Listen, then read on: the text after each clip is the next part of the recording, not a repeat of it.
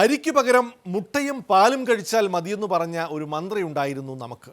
എന്നാൽ ചക്ക മതിയെന്ന് യൂത്ത് കോൺഗ്രസ്സുകാർ പറയുന്നു. പക്ഷേ ചക്ക വീണാൽ വിശപ്പ് ചാവുമോ?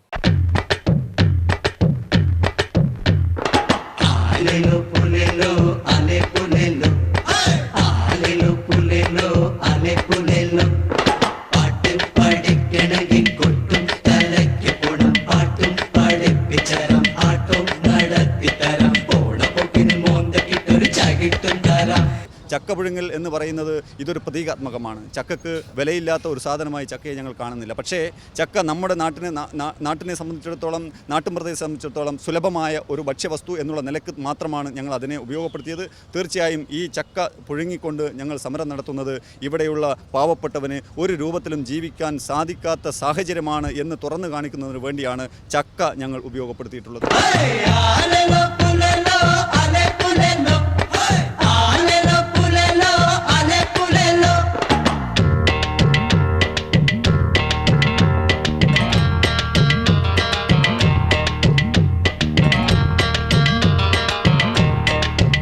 യൂത്ത് കോൺഗ്രസ്സുകാർ കുടമുടയ്ക്കുമ്പോൾ യൂത്ത് ലീഗുകാർ കലമെങ്കിലും മുടക്കണ്ടേ? അരിയില്ലെങ്കിൽ പിന്നെ കലമെന്തിന്?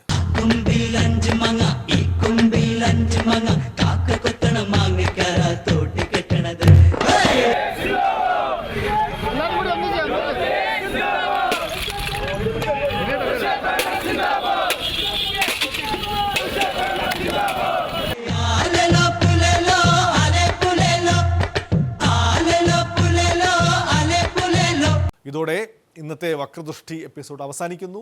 വീണ്ടും നാളെ ഇതേ സമയം. നന്ദി, നമസ്കാരം.